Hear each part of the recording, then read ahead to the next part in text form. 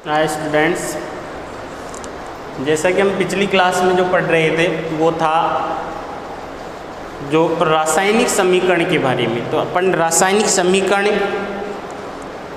क्या है, किसे कहते हैं, रासायनिक समीकरण को लिखने के क्या क्या नियम हैं, तो रासायनिक समीकरण से हमें क्या क्या पता चलता है उसके बारे में अपन ने पढ़ा। आज जो हम पढ़ने वाले हैं रासायनिक समीकरण को, जो हमारा बीच में टॉपिक आया था एक रासायनिक समीकरण को संतुलित करना। तो रासायनिक समीकरण को जो संतुलित किया जाता है 10th क्लास लेवल पर, तो वो किया जाता है अनुमान विधि के आधार पर। अर्थात अनुमान के आधार पर जैसे कोई भी रासायनिक समीकरण जो लिखा जाता है, तो यहाँ पर अपन सबसे पहले है रासायनिक समीकरण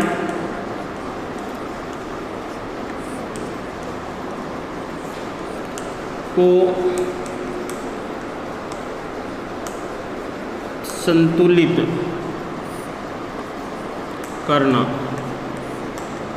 रासायनिक समीकरण को क्या करना, रासायनिक समीकरण को संतुलित करना। और रासायनिक समीकरण को जो संतुलित किया जाता है वो किसके आधार पर किया जाएगा, यहाँ पर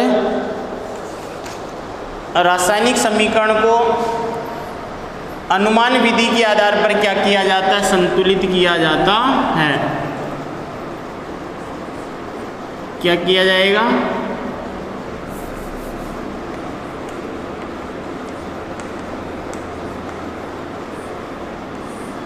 संतुलित। अब देखो यहाँ पर संतुलित करने के लिए अपन को सबसे पहले तो क्या करना पड़ेगा, यहाँ पर पहली बात तो ये है कि जो हाइड्रोजन और ऑक्सीजन जो है उनको छोड़ के जो अन्य परमाणु है सबसे पहले उनको संतुलित करना है। ये कोई ज़रूरी नहीं है अपन को, तो यहाँ पर पहले उसकी देखते हैं। तो सबसे पहले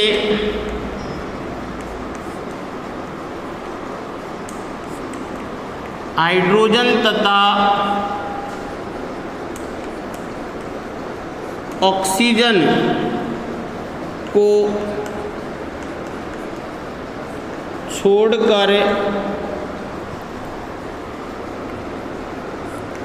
अन्य परमाणुओं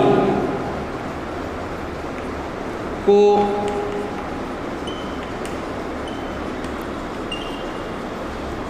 संतुलित किया जाता है।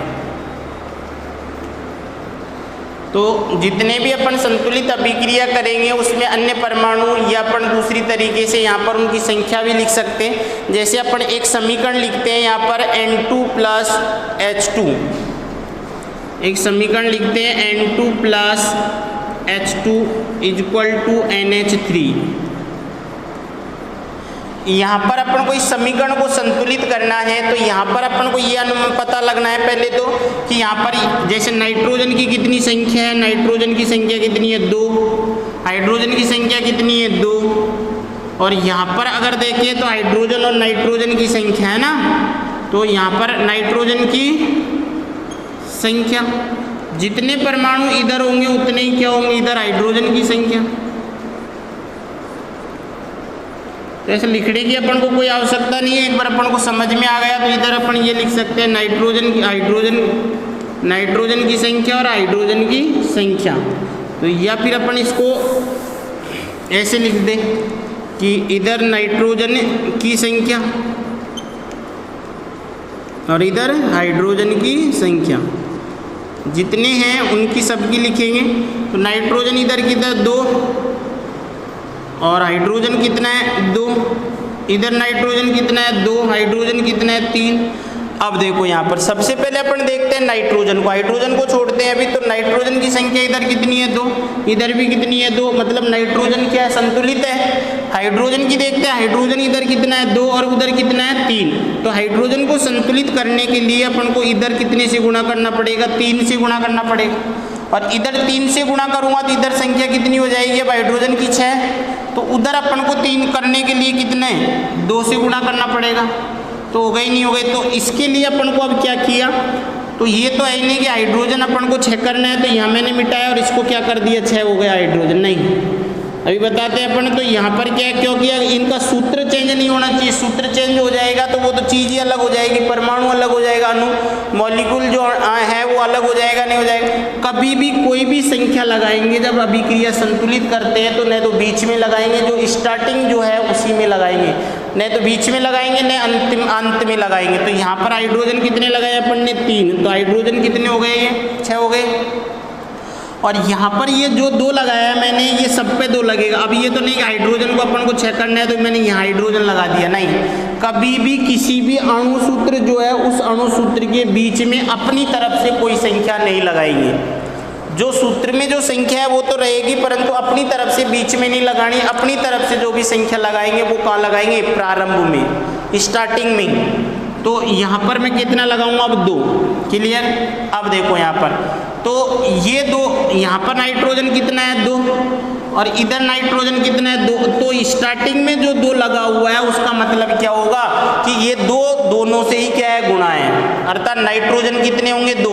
अब हाइड्रोजन कितने हैं, यहाँ पर 3 हाइड्रोजन के अणु मिलकर क्या जुड़ रहे हैं आपस में, और ये तीनों किसके साथ गुणा होंगे, यहाँ पर 2। तो हाइड्रोजन टोटल कितना हो जाएगा, 6 हो जाएगा, नहीं हो जाएगा। तो यहाँ पर नाइट्रोजन कितना है, अब 2, हाइड्रोजन कितना है 6, इधर नाइट्रोजन कितना है 2, हाइड्रोजन कितना है 6। तो बताओ ये अभिक्रिया समीकरण संतुलित हो गया, नहीं हो गया, हो गया। तो पहले अपन संतुलन इसी को देखते हैं, ऐसे ही समीकरणों को। क्लियर। तो इस तरीके से अपन को क्या करना पड़ेगा, समीकरण को संतुलित करना पड़ेगा। संतुलित करते टाइम अपन को एक ध्यान रखना है कि जो भी संख्या अपनी तरफ से लगाई जाएगी, अगर सूत्र में संख्या है जब तो है बीच में, परंतु अगर कोई भी संख्या अपनी तरफ से लगाई जाती है तो वो कहाँ लगाई जाएगी, प्रारंभ में। न तो बीच में लगाएंगे न अंत में, अपनी तरफ से बीच में और अंत में कोई संख्या नहीं लगती है, अपनी तरफ से कहाँ लगेगी, प्रारंभ में लगेगी। और नेक्स्ट समीकरण लिखते हैं, जैसे मान लो N2 + O2 है, N2 + O2 = क्या आ जाएगा, NO, नाइट्रस ऑक्साइड, या नाइट्रोजन मोनोऑक्साइड हो जाएगा।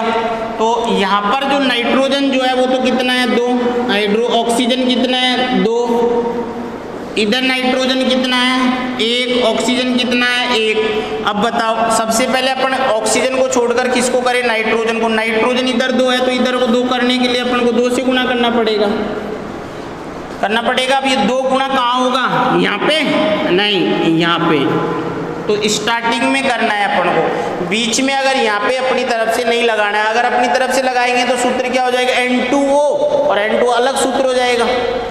तो स्टार्टिंग में अब 2 लगाते हैं, यहाँ पर नाइट्रोजन कितना हो गया 2, ऑक्सीजन कितना हो गया 2। तो बताओ ये भी 2, ये भी 2, ये भी 2 और ये भी 2। तो बताओ समीकरण संतुलित हुआ नहीं हुआ, अरे हुआ क्या। नेक्स्ट समीकरण की बात करते हैं अपन। तो इस तरीके से अपन समीकरणों को क्या कर सकते हैं, संतुलित कर सकते हैं। और समीकरण देखते हैं, जैसे एक समीकरण की बात करते हैं अपन। यहाँ पर समीकरण है अपने पास H2O विद्युत अपघटन के द्वारा, H2O का विद्युत अपघटन किया जाता है। तो यहाँ पर क्या बनेगा, H2 + O2 बनता है। अब बताओ, देखो यहाँ पर विद्युत अपघटन, विद्युत लिखा जाएगा। तो यहाँ पर क्या आएगा, हाइड्रोजन कितने 2, ऑक्सीजन कितना 1, हाइड्रोजन कितना 2, ऑक्सीजन कितना 2। अब अपन को समीकरण संतुलित करना है अपन को। तो बताओ यहाँ पर ये तो संतुलित है, हाइड्रोजन तो पहले से। अब ऑक्सीजन बचा, तो ऑक्सीजन इधर 2 है तो इधर 2 करने के लिए मैं पहले इधर 2 करूँगा। अब इधर 2 करते ही यहाँ पर मैं 2 ये कहाँ लगाऊंगा, यहाँ पे, यहाँ पर क्या लगाऊंगा 2 लगाऊंगा। अब यहाँ पे 2 लगाते ही बताओ, देखो हाइड्रोजन कितना हो गया 4, ऑक्सीजन कितना हो गया 2, यहाँ पर हाइड्रोजन कितना है 2 और यहाँ पर ऑक्सीजन कितना है 2। अब बताओ, ऑक्सीजन तो संतुलित हो गया, परंतु जो हाइड्रोजन है वो क्या हो गया, असंतुलित। इधर 4 हाइड्रोजन है तो इधर 4 करने के लिए इसको कितने से गुणा करना पड़ेगा, 2 से, और 2 से गुणा करने के लिए कहाँ 2 लगाएंगे यहाँ पे। तो बताओ अब कितना हो गया, इधर 4, इधर 2, इधर हाइड्रोजन कितना हो गया 4, इधर ऑक्सीजन कितना हो गया 2। बताओ अभिक्रिया समीकरण संतुलित हुआ नहीं हुआ, अरे हुआ क्या। तो इस तरीके से अपन को अनुमान के द्वारा, अपने अनुमान के द्वारा क्या करना है, समीकरण को संतुलित करना है। और देखते हैं एक दो समीकरण और। तो एक समीकरण की बात करते हैं यहाँ पर,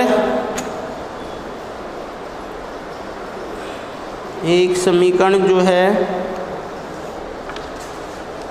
H2, चलो ये ले लेते हैं, KClO3 पोटेशियम क्लोरेट, KClO3, तो ये टूटेगा किसमें, KCl प्लस O2।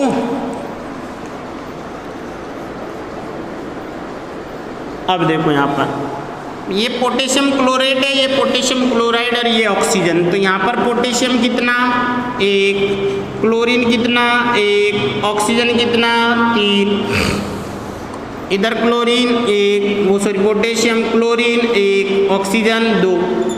अपन को सूत्र में ये तो पता होना चाहिए कि अपन को कौन कौन से तत्व हैं, कौन कौन से परमाणु हैं, ये तो पहचानना आना चाहिए ना अपन को। अगर मैंने ये लिख दिया CH3COOH, तो बताओ देखा अब इसमें कौन कौन से अपन बता सकते हैं। तो जो तत्व जो होगा एक परमाणु, किसी भी सूत्र में परमाणु को पहचानने के लिए सबसे पहले अगर अपन बात करते हैं तो स्टार्टिंग में चलेंगे तो पहला जो वर्ड आता है, तत्व जो लिखने के नियम अपन पढ़े हैं, 9th क्लास में पढ़े हैं, 8th में भी पढ़ते हैं। तो तत्व, कोई भी तत्व का प्रतीक चिन्ह लिखा जाता है। तो प्रतीक चिन्ह लिखते टाइम क्या किया जाता है, पहला वर्ड जो होता है, अगर किसी भी परमाणु के अंदर एक ही चिन्ह है तो वर्णमाला का जो प्रथम जो होगा एक है, तो वो पहला क्या होगा, कैपिटल में ही होगा, ये ध्यान रखना। क्या होगा, जैसे हाइड्रोजन है, हाइड्रोजन के बाद में एक किस में आता है, और पोटेशियम है ना, ऑक्सीजन है। तो ये जो भी जितने भी हैं ये सारे क्या है, कैपिटल है। मेरी बात समझ गए क्या।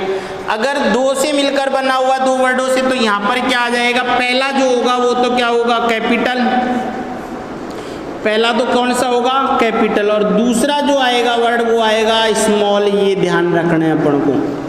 तो पहला वर्ड तो क्या आएगा, कैपिटल। अगर यही होता तो Na होगा, अगर N है तो वो क्या होगा, नाइट्रोजन, और Na है तो वो क्या हो जाएगा, अगर देखो यहाँ पर C है तो वो क्या हो जाएगा, कार्बन। C अगर O, ये भी कैपिटल है और ये भी कैपिटल है, ये दोनों क्या कैपिटल है, जब तो क्या हो जाएगा, CO हो जाएगा। अरे हो जाएगा, नहीं हो जाएगा, CO का मतलब कार्बन मोनोऑक्साइड। अगर C कैपिटल है और O स्मॉल है, अगर C कैपिटल है और O स्मॉल है तो वो क्या हो जाएगा, कोबाल्ट। अरे होगा, नहीं होगा। तो इस तरीके से अपन को किसी भी सूत्र के अंदर परमाणु पहचानना आना चाहिए। अगर परमाणु पहचानेंगे तभी तो अपन आगे बढ़ेंगे। अगर पता ही नहीं है अपन को परमाणु कैसे पहचाने, तो इन दोनों को मिलाकर एक बोल दिया, इन दोनों को मिलाकर एक बोल दिया, तो अपन संतुलित नहीं कर पाएंगे। तो अपन को क्या आना चाहिए, तो पहचानने का तरीका मैंने बता दिया। जैसे मान लो अपन को ये चलना है, इसमें पहचानना है, इसमें पहचाने तो स्टार्टिंग में चलेंगे अपन, ये कैपिटल है इसका मतलब ये कार्बन है, एक ही है, ये कैपिटल है इसका मतलब ये हाइड्रोजन है, फिर ये कैपिटल आ गया इसका मतलब ये कार्बन, ये कैपिटल आ गया इसका मतलब ये ऑक्सीजन, ये कैपिटल है इसका मतलब ये ऑक्सीजन, ये कैपिटल है इसका मतलब ये हाइड्रोजन है या नहीं है। अरे क्या, अगर मान लो अपन इसी सूत्र में, जैसे ये मान लो अभी जो लिखा हुआ है KClO3, ये जो है ये कैपिटल, ये पोटेशियम, C के साथ में स्मॉल आ रहा है, स्मॉल वर्ड, तो स्मॉल का कोई भी, अकेले स्मॉल का कोई भी प्रतीक चिन्ह नहीं है। तो यहाँ पर कैपिटल के साथ क्या आ रहा है, स्मॉल आ रहा है, तो ये क्या है, Cl, और Cl को क्या बोलते हैं, क्लोरीन, और ये क्या है, ऑक्सीजन। तो ये क्या है, क्लोरीन, Cl यहाँ पर स्मॉल है, तो स्मॉल, सिंगल स्मॉल वर्ड का कोई भी प्रतीक चिन्ह नहीं होगा। या तो एक वर्ड का होगा जब तो वो कैपिटल होगा, अगर दो का है तो पहला वर्ड कैपिटल होगा और दूसरा वर्ड क्या होगा, स्मॉल होगा। अब बताना है यहाँ पर, तो बताओ देखा, सबसे पहले अपन यहाँ पर पोटेशियम संतुलित है, क्लोरीन संतुलित है, अब ऑक्सीजन नहीं है तो ऑक्सीजन को कर लेते हैं। ऑक्सीजन इधर कितना, 3, इधर कितना है, 2, तो 2 और 3 के लिए तो क्या करना पड़ेगा, इधर से गुणा करना पड़ेगा 3 से। अब 3 से करते ही इधर क्या हो गया, तो ये 3 से गुणा यहाँ होगा, ये कर दिया लो मैंने, तो ये दोनों तो एक रहेगा, ऑक्सीजन कितना हो जाएगा, 6, अब इधर क्या करेंगे, ऑक्सीजन को 6 करने के लिए ये तो नहीं कि यहाँ पर अपन क्या लगा दे 6 लगा दे, यहाँ नहीं लगा के यहाँ 2 लगा दे, ऐसा नहीं होगा। कभी भी किसी भी सूत्र में अपनी तरफ से न तो पीछे संख्या लगेगी न बीच में लगेगी। अपन जो भी लगाएंगे संख्या अपनी तरफ से वो कहाँ लगेगी, प्रारंभ में, स्टार्टिंग में लगेगी। मेरी बात समझ में आ रही है क्या? तो बताओ यहाँ पर अपन को इसको कितने से गुणा करना पड़ेगा, 2 से, और ये 2 कहाँ लगेगा, ये 2 जो लगेगा वो यहाँ लगेगा। अब बताओ potassium change 2, chlorine change 2, oxygen कितना 6। तो बताओ ऑक्सीजन संतुलित हो गया, परंतु ये दोनों असंतुलित हो गए। अब इन दोनों को संतुलित करने के लिए इधर ये कितने हैं 2 और ये यहाँ पर कितना है 1, तो इसको 2 करने के लिए मैं इसको कितने से गुणा करना पड़ेगा, 2 से, और इसको 2 से लगाते ये भी 2 हो गया, पोटेशियम भी 2 हो गए और ये भी 2 हो गए। तो बताओ अभिक्रिया समीकरण संतुलित हुआ नहीं हुआ? तो यहाँ पर क्या हो जाएगा 2KClO3, तो 2KCl प्लस 3O2। तो इस किसी भी रासायनिक समीकरण जो है उसको अपन संतुलित कर सकते हैं। संतुलित क्यों किया जाता है? क्योंकि द्रव्यमान संरक्षण के नियम के अनुसार किसी भी रासायनिक अभिक्रिया में न तो द्रव्यमान का नष्ट होता है और नहीं व्युत्पन्न होता है, अर्थात नए द्रव्यमान का सर्जन नहीं होता है। और समीकरण देख ले, और देखते हैं जैसे और समीकरण में अपन बात करते हैं यहाँ पर, एक मिनट ये ले लेते हैं SO2 प्लस O2। तो आगे जाकर फिर इनकी अवस्था भी लिखा जाता है, क्योंकि रासायनिक समीकरणों को संतुलित जो होता है उसमें SO2 प्लस O2, तो SO2 plus O2 equal to SO3 sulphur trioxide. अब देखो यहाँ पर सल्फर कितना 1, ऑक्सीजन कितना 2 ये रे और 2 ये रे है या नहीं है, 2 ऑक्सीजन ये है और 2 ऑक्सीजन ये है, टोटल कितने ऑक्सीजन हो गए 4। यहाँ पर सल्फर 1, ऑक्सीजन कितना 3। अब बताओ क्या करें?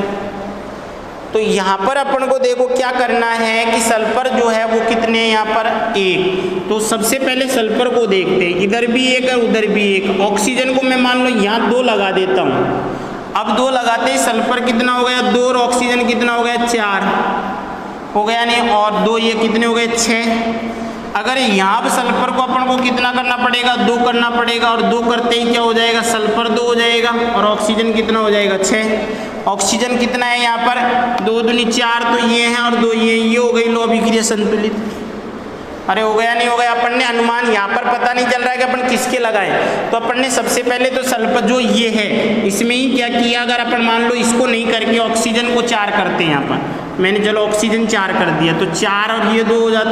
तो अपन को इसको 4 करने के लिए यहाँ तो संख्या लगानी पड़ेगी अपन को, क्योंकि इसलिए सल्फर कितना हो गया 2, तो यहाँ नहीं लगा के अपन ये संख्या कहाँ नहीं लगेगा यहाँ, और यहाँ लगाते ये क्या हो गया 4 हो गया, सल्फर 2 हो गया, और 2 होते यहाँ पर ने 2 लगा दिया, तो ये संतुलित हो गई अभिक्रिया। अभिक्रिया संतुलित हो गई नहीं हो गई? तो किसी भी रासायनिक समीकरण को संतुलित कर सकते हो नहीं कर सकते हो? अब बिना प्रैक्टिस के ये कभी काम नहीं हो सकता। प्रैक्टिस अपन को इसको बार बार करनी पड़ेगी, बिना प्रैक्टिस के काम नहीं चलने वाला। तो इस तरीके से हम रासायनिक समीकरण को क्या कर सकते हैं, संतुलित कर सकते हैं। अगर और कोई रासायनिक समीकरण जो है अपनी किताब में भी तो और छोटे छोटे हैं, जैसे CH4 प्लस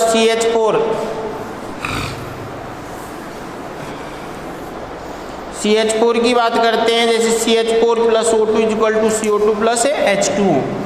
तो CH4 plus O2 equal to CO2 plus H2।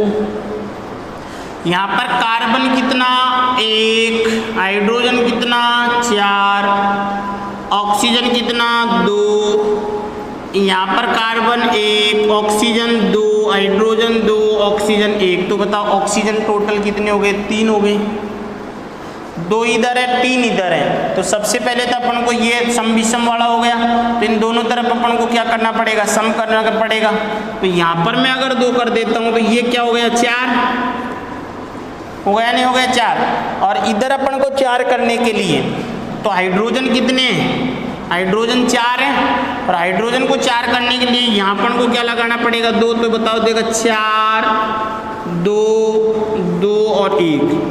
अब देखा कार्बन कितना है, 1, कार्बन 1 है, हाइड्रोजन कितना है 4, उधर हाइड्रोजन कितना है 4, ऑक्सीजन कितना है 4 हो गया, इधर कार्बन कितना है 1, हाइड्रोजन कितना, ऑक्सीजन कितना है 2 और 2 4, और यहाँ पर भी ऑक्सीजन कितना है 4, हाइड्रोजन कितना है 4, हाइड्रोजन कितना है 4, ये लो अभिक्रिया संतुलित हो गई। तो अपन रासायनिक समीकरण को क्या कर सकते हैं, संतुलित कर सकते हैं। किसी भी रासायनिक समीकरण को संतुलित किया जा सकता है। क्लियर। तो अपनी तरफ से जो रासायनिक समीकरण जो है इसको आप संतुलित कर सकते हो। नेक्स्ट अगर अपन देखेंगे यहाँ पर, तो नेक्स्ट जो टॉपिक रहेगा अपना वो रहेगा रासायनिक समीकरण अभिक्रियाएं। तो रासायनिक अभिक्रियाओं के बारे में पढ़ेंगे अपन। कौन सी, नेक्स्ट जो है टॉपिक रासायनिक अभिक्रियाएं। तो रासायनिक अभिक्रियाएं अलग अलग प्रकार की होती हैं। तो किसी भी रासायनिक समीकरण में जब संतुलित किया जाता है तो उसकी क्या लिखी जाती है, अवस्था भी लिखी जाती है, कितने तापमान पर होती है वो भी लिखा जाता है, कितने दाब पर होती है वो भी लिखा जाता है। अब देखो रासायनिक अभिक्रियाएं, तो यहाँ पर रासायनिक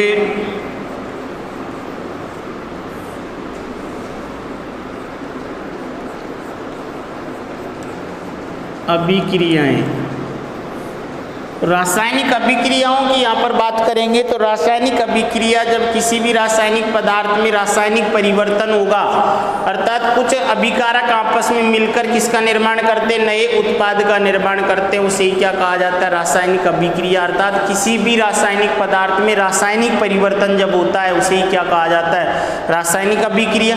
और ये रासायनिक अभिक्रियाएं जो है वो निम्न प्रकार की हो सकती हैं। जैसे सबसे पहले सहयुग्मन अभिक्रिया, सहयुग्मन अभिक्रिया, या इसी को क्या बोलते हैं, संयोजन अभिक्रिया, या इसी को क्या बोलेंगे, संयोजन अभिक्रिया। उसके बाद ही अगर दूसरी बात करते हैं यहाँ पर इसी के विपरीत, संयोजन का मतलब जुड़ना, और दूसरी अपघटन अभिक्रिया, अपघटन अभिक्रिया। और इसी का दूसरा नाम क्या हो जाएगा, वियोजन। वियोजन का मतलब टूटना, वियोजन अभिक्रिया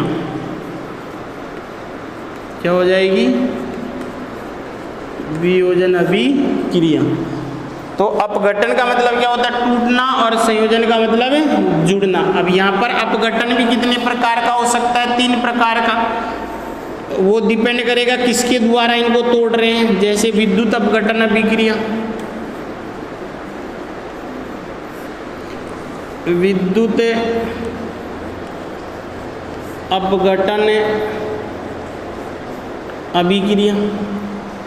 उसके बाद में विद्युत अपघटन के बाद में ताप अपघटन अभिक्रिया, ताप अपघटन अभिक्रिया। उसके बाद में ऊष्मा अपघटन अभिक्रिया, या प्रकाश अपघटन अभिक्रिया बोल सकते हैं, प्रकाश अपघटन अभिक्रिया। ये 3 तरीके से इसको क्या किसी भी रासायनिक पदार्थ को तोड़ा जा सकता है, या तो विद्युत के द्वारा, या ताप के द्वारा, या प्रकाश के द्वारा। नेक्स्ट अभिक्रिया की बात करते हैं यहाँ पर, विस्थापन अभिक्रिया। विस्थापन अभिक्रिया ये भी क्या हो जाएगी, जो पदार्थ का जो अणुसूत्र होगा उसमें के परमाणु के विस्थापन के आधार पर, अगर एक परमाणु का विस्थापन होता है तो एक विस्थापन अभिक्रिया, अगर किसी सूत्र में से 2 परमाणुओं का अर्थात विस्थापन हो रहा है तो वो क्या हो जाएगा, द्विविस्थापन अभिक्रिया। तो ये भी कितने प्रकार की हो जाएगी, 2, एक विस्थापन अभिक्रिया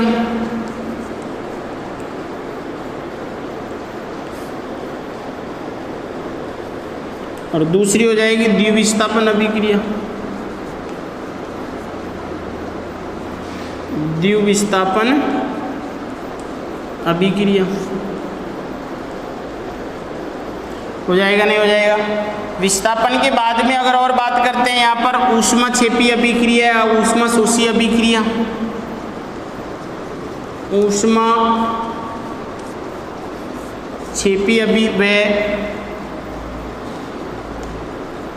ऊष्माशोषी अभिक्रिया, मंद अभिक्रिया। नेक्स्ट अगर अपन देखते हैं तो वो क्या हो जाएगी, मंद व तीव्र अभिक्रिया। मंद व तीव्र अभिक्रिया। उत्क्रमणीय व अनुत्क्रमणीय अभिक्रिया।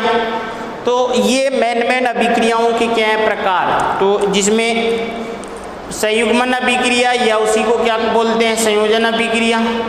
संयोजन के बाद में एक क्या आती है संयुग्मन अभिक्रिया, जो अपन मोटी मोटी बात करते हैं यहाँ पर संयुग्मन या संयोजन। तो यहाँ पर क्या होता है कि अणुओं का क्या होता है संयोजन होता है, अर्थात दो या दो से हल्के यौगिक। यहाँ पर अपन लिख सकते हैं यौगिक या अणुओं का, यौगिक या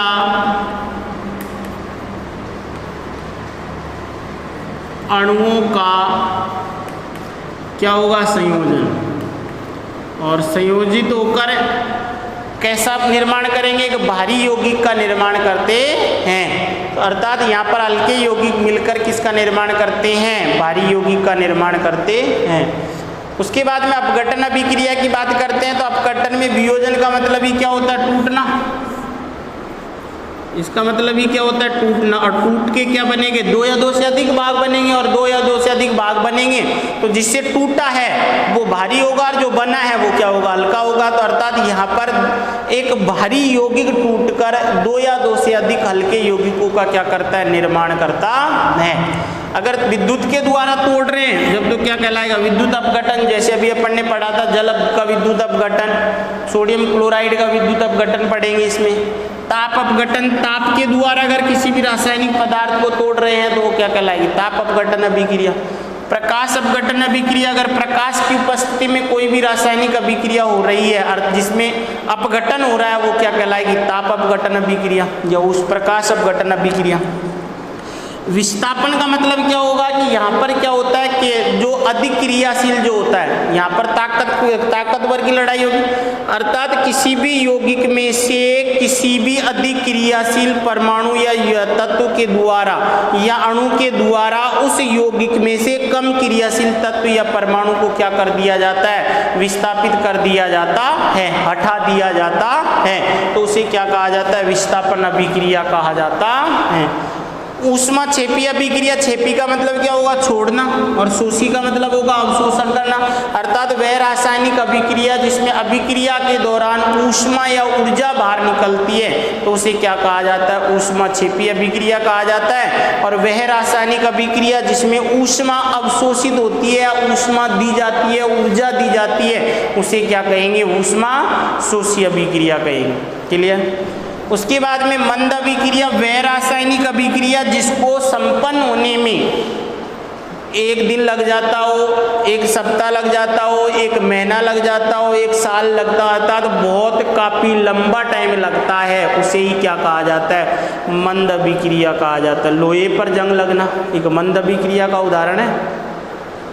तीव्र अभिक्रिया की जो तेजी से होती हो, अम्ल क्षार की अभिक्रिया जो है वो तुरंत होगी अर्थात तेजी से संपन्न होती है, किसकी अम्ल और क्षार की अभिक्रिया। क्लियर। उत्क्रमणीय अभिक्रिया जो अपन रासायनिक परिवर्तन उस टाइम देखा था अपन, उत्क्रमणीय वह रासायनिक अभिक्रिया जो दोनों दिशाओं में, दोनों दिशाओं का मतलब अभिकारक से उत्पाद का निर्माण हो रहा है और उत्पाद से अभिकारक का निर्माण होता है तो उसे क्या कहा जाएगा उत्क्रमणीय अभिक्रिया। अनुत्क्रमणीय अभिक्रिया वह रासायनिक अभिक्रिया जिसमें केवल और केवल अभिकारक से उत्पाद का निर्माण होता है, उत्पाद से वापस अभिकारक का निर्माण नहीं होता है तो उसे क्या कहा जाता है उसे अनुत्क्रमणीय अभिक्रिया कहा जाता है।